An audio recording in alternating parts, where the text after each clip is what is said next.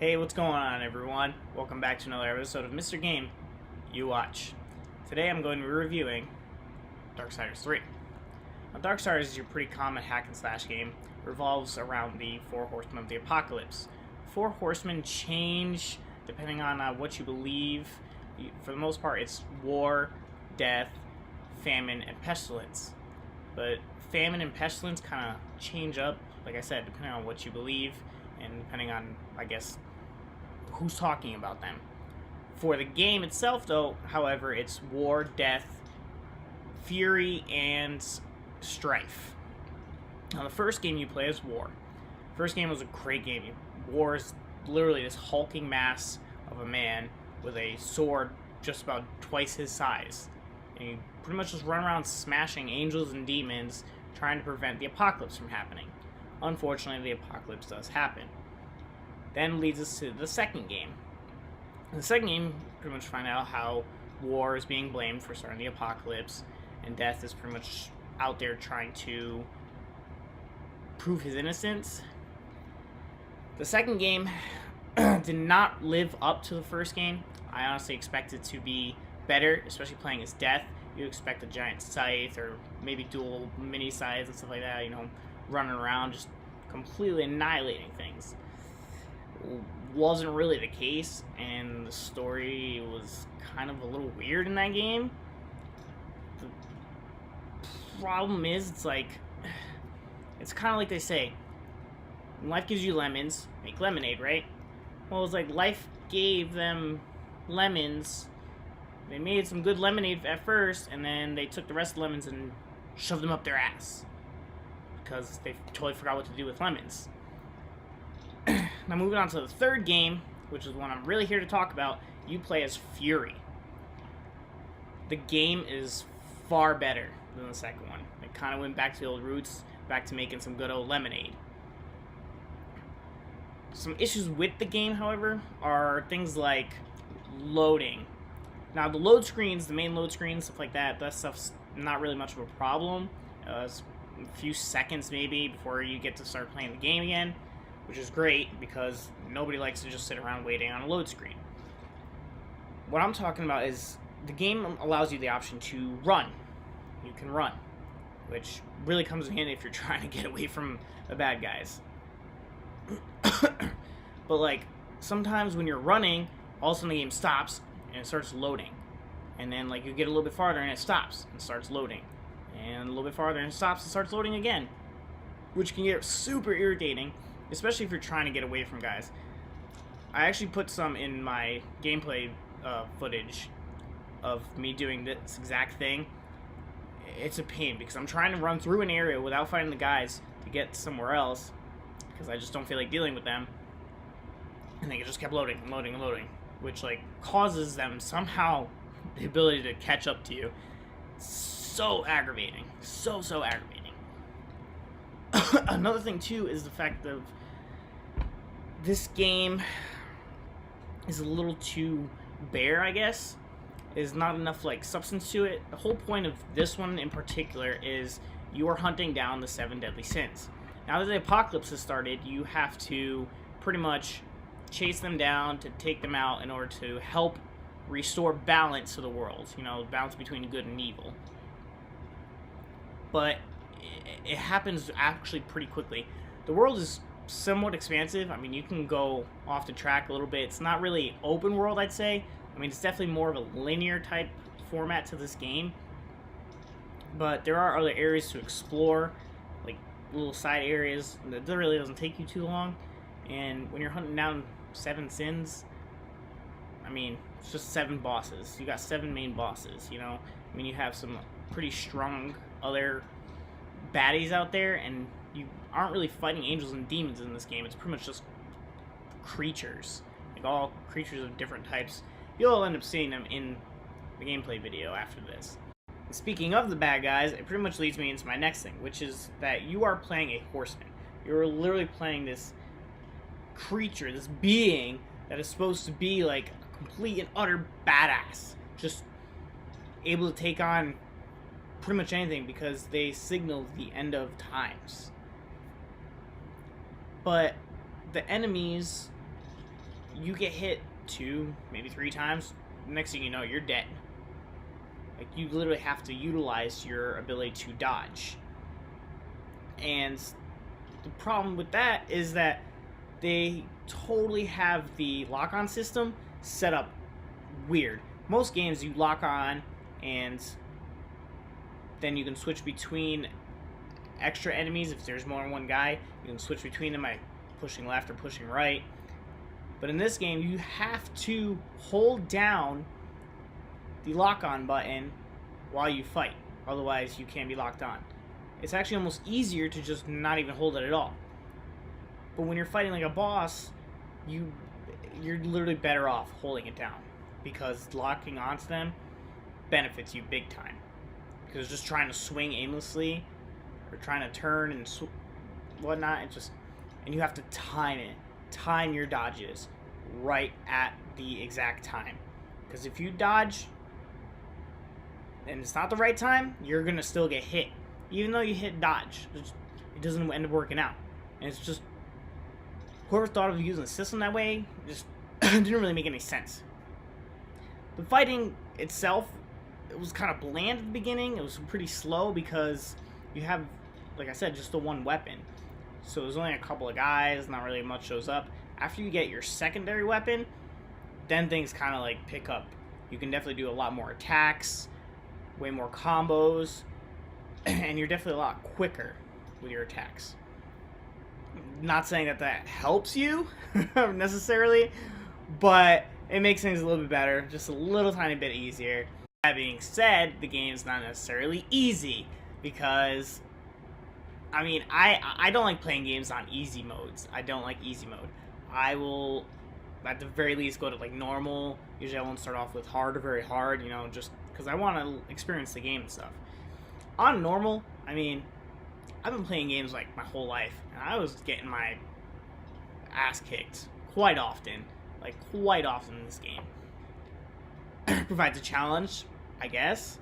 You know, it's kind of got like a Dark Souls-esque thing going on, mostly because of how strong the regular enemies are, and the fact that you actually collect souls in the game in order to give to this character called Vulgrim, which you can use to gain attributes in order to level yourselves up. Level up your health, level up your strength, your arcane strength, things of that nature.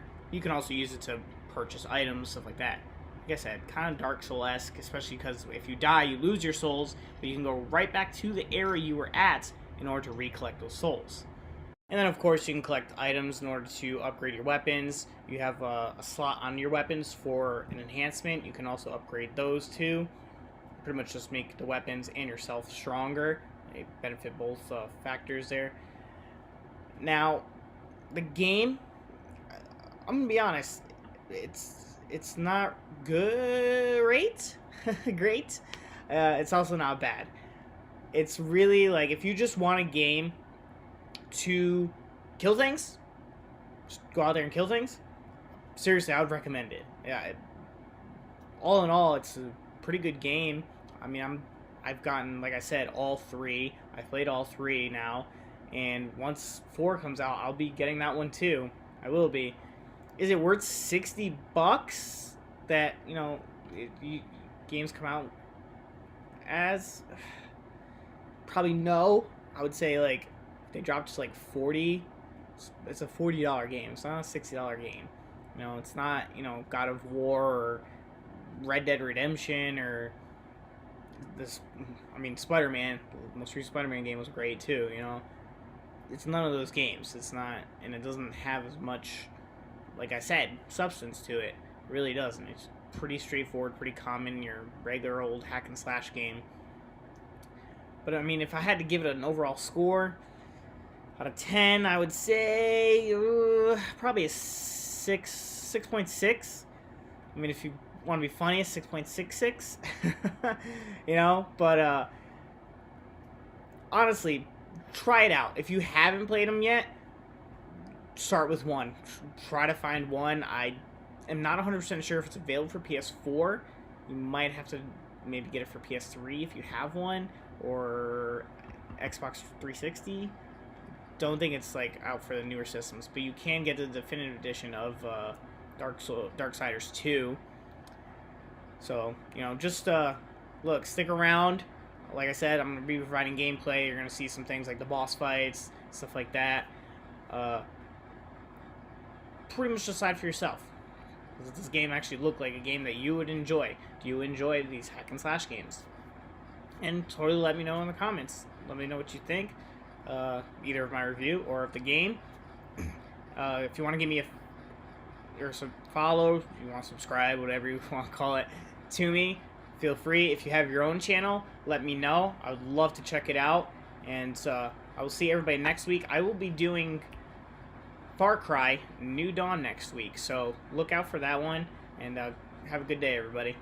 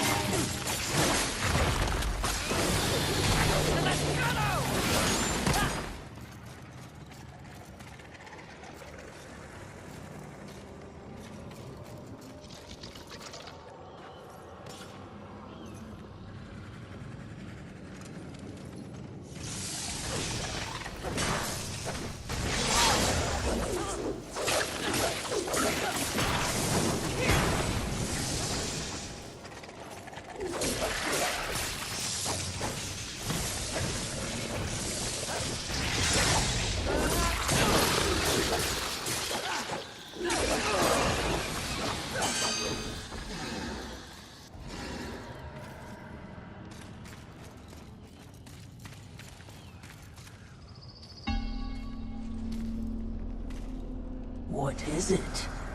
Something about this place. Ah, you wish to repent for your sins? I will not waver to cleave the Watcher head from your Watcher body. Less sarcasm. Noted, mistress. Shield your eyes! Right. What is that? Well, well, well. Imagine my disappointment. To think that this is the best the Council has to offer. Of the fabled Four Horsemen, they send the lowliest, the most pathetic of all. Pride, charming as ever. I've come for you.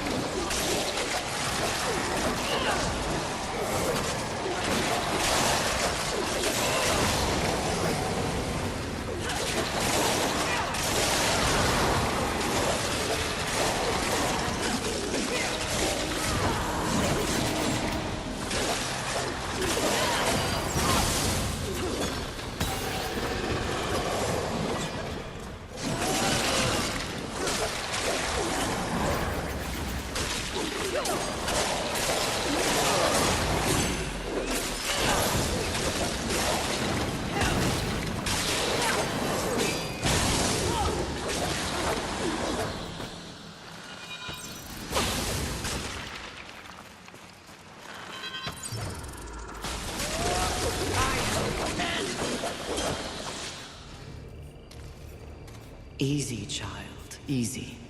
I can lead you to others like you. Humans, won't that be nice?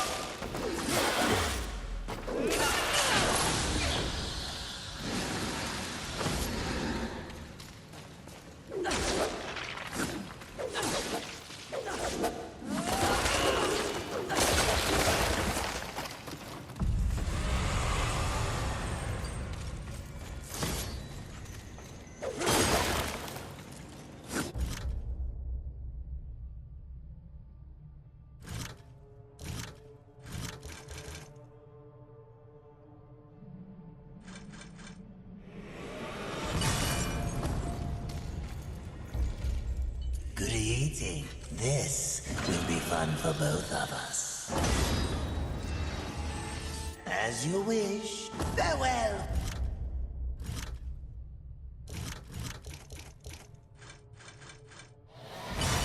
For now. Good eating. This will be fun for both of us. As you wish. Farewell for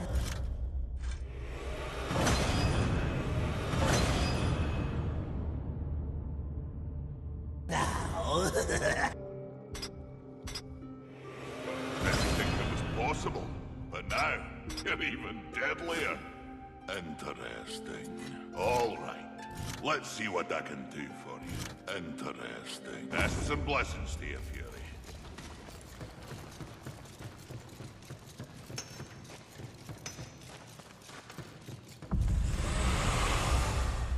What would you ask of this? Please take your time.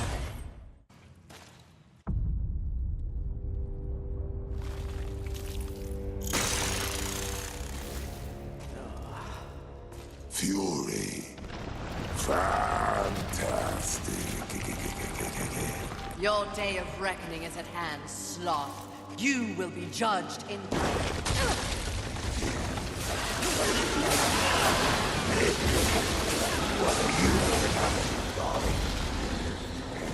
It's over.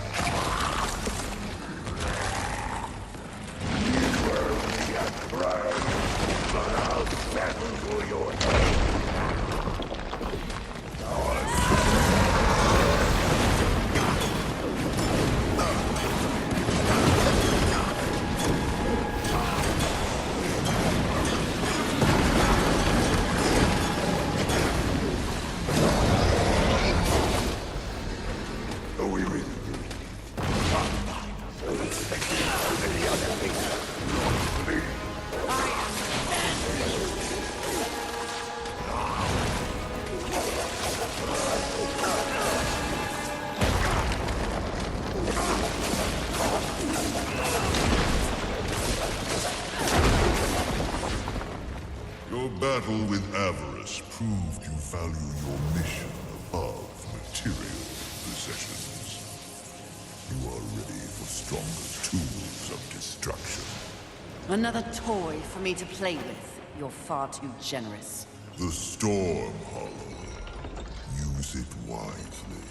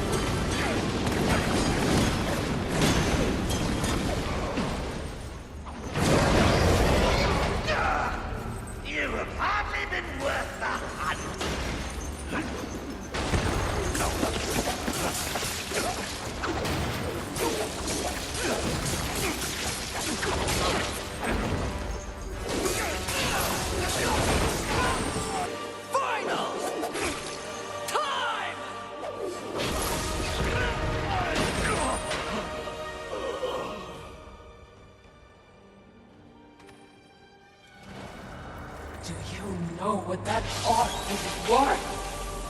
One sinner's life.